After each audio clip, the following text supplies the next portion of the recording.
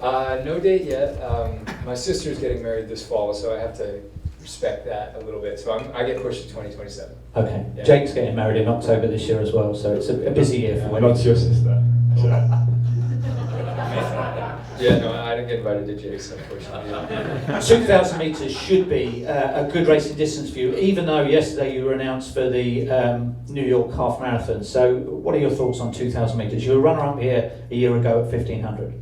Yeah, I'm really excited. 2K is a fun distance where we hardly ever race it. I've never done 2K, so you're kind of guaranteed a PR, which is fun.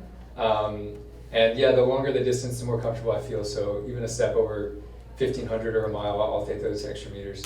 What's your fitness at the moment? How are things going? Things have been pretty good. Past couple weeks have been strong. My fall was a little shaky, but I've been feeling good lately. So yeah, this will be a fun opener. The American record was set by Bernard Lagat at 4:54.74 in 2014, 12 years ago. Would you rather win or break the American record? I'd rather win, but I think a win will certainly take the American record. Yeah. And I wanted to ask you, as an observer of the sport, you were probably the key pacemaker for the sub-4 attempt for women in Paris in the summer. A lot of us watching felt like 1:53 is the sort of table stakes at 800 metres before being able to do a sub-4 minute mile, whether it's a male or a female athlete. Is that your view? And if so, might the next reasonable contenders be New Balance's own Femke Bol or Britain's own Keely Hodgkinson? Yeah, I think both those athletes would be good candidates. I think Georgia Hunter-Bell would also be a good candidate.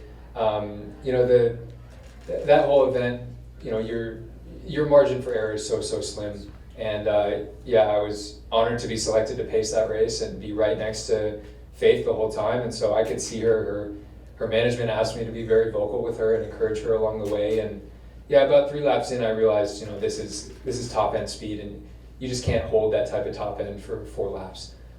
So I think you're right. Perhaps when Faith were a little younger, she might have had a better shot at it. Perhaps with a slightly different pacing style, we could have been closer to 4 flat. But yeah, I think to have that speed reserve is decently crucial. And I'm not sure if 153 is necessarily the cutoff, but surely 155 speed, 154 speed would be quite handy to not feel like you're sprinting, for the first lap. I think having a little bit of comfort on that first and second lap would go a long way. And building towards a half marathon coming up in the spring, is that giving a clue as to your possible Los Angeles Olympic options? Might you be the new Zatopek, 5:10 and marathon? Is it doable? Have you looked at the schedule? It is doable. Yeah, not many people can handle it. Galen Rupp went after it a few years ago. That was really cool to see. I guess he didn't do the 5K, but 10K and marathon. You have Safan Hassan able to do it. That might be the exception to the rule. I think everything's on the table for 2028. As an American, having it in the US, it's a big time of opportunity for us. Yeah, the half marathon will be really fun, uncharted territory, a new challenge. And yeah, if it goes really well, that'll kind of inform how I start to feel about the 2028 build. If it goes poorly, then maybe I'll stick to the track for a little longer. And does it mean that World Indoor Championships don't feature on your radar this year? This year they don't. It'd just be too much for me. I mean, even going from a 2K tomorrow to a 2 mile the weekend after to a half marathon, that's a lot of different fitnesses to try to kind of encompass within a month or 2 months. So yeah, no World Indoors for me this year, and no US Indoors either. Yeah. Jake, British record goes back to 2001, 4:57.09 by John Mayer. Would you rather break the British record or win the race? Probably send them to grind, win, but then I think that those times probably get dipped under tomorrow. Yeah, I just want to race. That's what this indoor season is about, and 2K is something that, again, I have no idea what I can run for it, so I'll tell you tomorrow evening how it goes, but it's over distance, which is the whole point of this indoor season, is to try and race something that isn't my own event, but try and get a bit stronger throughout the winter for the outdoors. And it should be a good distance for you. I hope so. 500 metres too far, but I'd rather it was dropped down to 1200, I think, or something like that. But yeah, it's 10 laps of an indoor track is one that I probably will never run again. It might be the only chance to try and get a 2K, so it'd be nice to get something that we're proud of, I think. But yeah, it'd be a good race more than anything. It's your 8th visit to the New Balance Indoor Grand Prix. It's your 5th different distance. You haven't won one yet. God loves a tryer. What's going to happen tomorrow? I'll give it a go, as always. Yeah, it just, the way it falls really, isn't it? So I think especially again, it's like I'm not having a full indoor season, I'm not doing world indoors, so I just get in as good shape as I can for this meet, and a lot of the time it's not quite good enough to win the race, and yeah, I'll try and win it. It'd be nice to, in what is probably my home meet, both with Global and New Balance, it's cool that it's a good opportunity to win for both of those. So yeah, I'll try and make it one. It'll be nice. I got in trouble with Pierce O'Callaghan earlier for referencing 2026 as an off year. Of course, there's the inaugural World Athletics Ultimate Championships in September, but for British athletes, it's anything but an off year this year, isn't it? Yeah, we have Commonwealth Games, which I think most people probably know of, but obviously it's not too many nations in the world. And we have Europeans, both home champs, which will be exciting, and then hopefully the World Athletics Ultimate Champs at the end of the year in Budapest. And that'll be a nice one because I missed Budapest Worlds. I saw it from behind the scenes, but didn't get to compete in that stadium or anything. So yeah, hopefully that'll be a nice one to round off the season. Let's turn to Josh. So your last track race, you had a road mile in Hawaii, but your last track race was a world indoor best. What are your thoughts on this fabled world record that has stood for so long to Wilson Kipketer? Yeah, it's a tremendously impressive record. I've seen the race quite a few times, and yeah, I mean we'll pace it out for that tomorrow. So I'm excited to take a shot at it. I feel like the 600 was a good tune-up for me, a little bit of a test of what I would say is under distance. So yeah, I'm excited. And of all the endurance athletes here, it does feel like you're the one best equipped for time trialling. You're behind your brother, which you must do most days of the week, so you can depend on him. He knows how you run, you know how he runs. You can only concentrate on the clock and just have clear sky in front of you. Is that your feeling, that time trialling suits you very well? I don't know if I would say that exactly. I definitely enjoy running hard. That's always been my MO, and I like how time trialing takes some of the tactics out of it and just kind of like puts that kind of focus on concentrating on your form and just running as hard as you can. So I appreciate that aspect of the sport, but I also really enjoy racing. So. Do you talk to your brother at all while you're racing? If he's going too quick or too slow, is there a dialogue there? No, we definitely have a strategy meeting before each race, and before a lot of workouts actually as well. So yeah, but we also have been running together for so long that I feel like we kind of understand each other and know the mission. So yeah. And what are your targets for the indoor season and for the longer term on the outdoors? Yeah, I think. So I'm running the mile next weekend, and I think we'll kind of make a decision about USA's following that, and then start prepping for the outdoor season. If you could break that world indoor record, would that mean more to you than winning the world indoor title last year? I don't know. I see them as pretty different. Like my career has been very up and down. It's really been a roller coaster. So I kind of take each step as part of the journey, and I think maybe when it's over, I'll look back and try and appreciate each of these moments like for what they were at the time. But for us, like there's so much focus on going forward and just trying to make the most out of each of these opportunities. So yeah, I mean, like I said, I'm extremely excited for tomorrow, and I'm gonna go give it my full effort.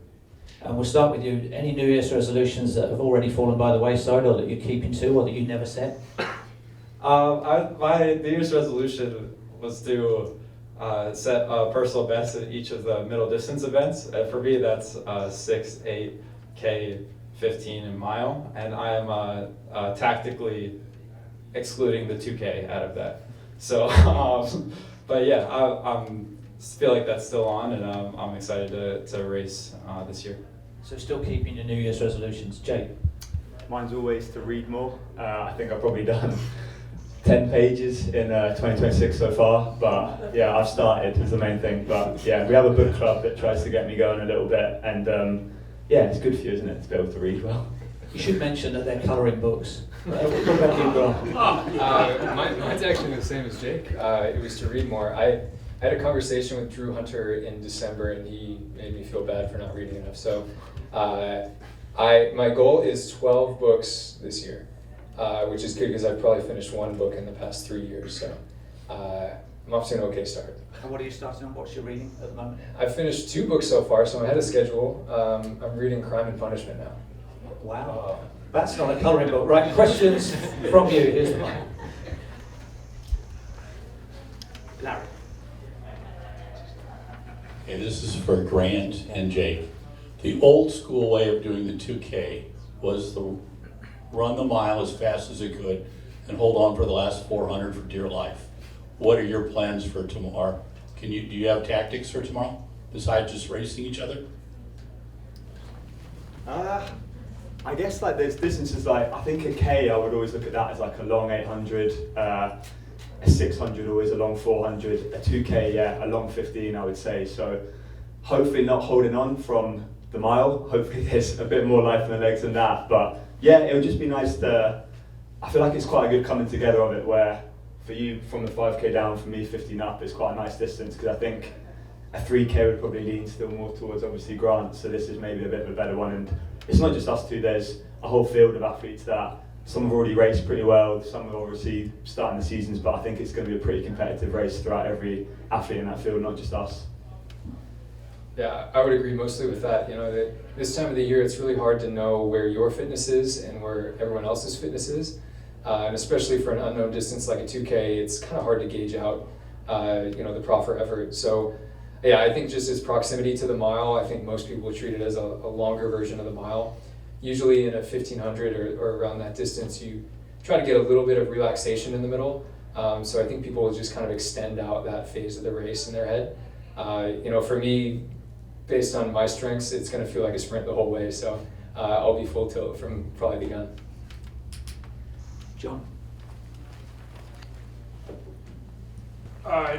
Josh, you've made no secret you're going for this world record tomorrow. You've run faster outdoors in the world record, 1:42.01 last summer. How do you think your current fitness compares to where it was when you ran that 1:42.01? And in terms of like a time, how much slower do you think an indoor track is in the 800? Is it a second, half a second? What do you think? Yeah, I definitely think I'm stronger now than I was during the summer.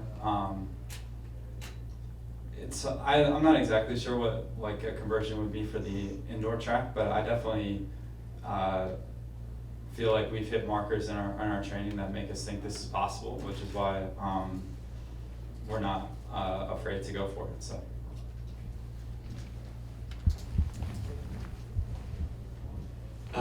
Jake, we ran into each other in Tallahassee in the supermarket. You said that you might have done the relay there, except you were a little concerned about the obstacles, but you had a chance to watch the race. Did you get any motivation from being at World Cross, and what kind of training were you doing in Tallahassee? How long were you there? Thank you. My biggest takeaway from watching it was that was a hard day. Like there were some zombies coming around that last lap. It was tough. And I think the medical tent probably had quite a full capacity by the end of a lot of them because there was a few bodies that were in a bad way. But yeah, watching it, I knew I was going to go there, watch it, but I wish I was racing this. And the obstacles weren't as bad as I thought they were going to be. Like there was just a few steps in, a bit of mud in the water, so it probably would have been a good option. The only thing that kind of gave me a bit of a blessing from not doing it is I got a full kind of camp in, whereas if I'd have been racing that, I would have had to tape down a little bit and just change things up. But yeah, it was just a chance to get a bit of warmth. The weather, as you can imagine, back in the UK is pretty terrible. The weather in Florida wasn't probably as nice the whole time. We had, I think the coldest I've ever been was on a long run on Sunday, where I thought I was going to faint because my hands were so cold, which I did not think Florida got like that. But yeah, I got some good work. If people haven't been to Tallahassee, I think the trails are some of the best I've ever had in any location. Just a bit of finding them. We got looked after well by FSU, so we got access to a really good track.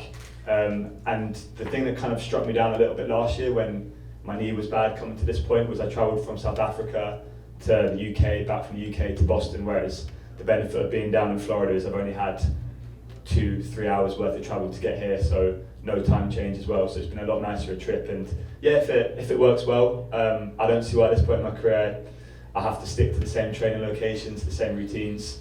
I'm a different athlete now, and my body needs different things. So hopefully, yeah, if it goes well these next couple of weeks, then maybe I'll go back there. But yeah, it was nice bumping into in Whole Foods.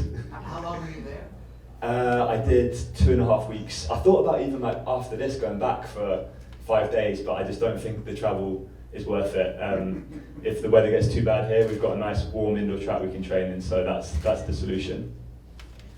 This lady here, if you can introduce yourself as well.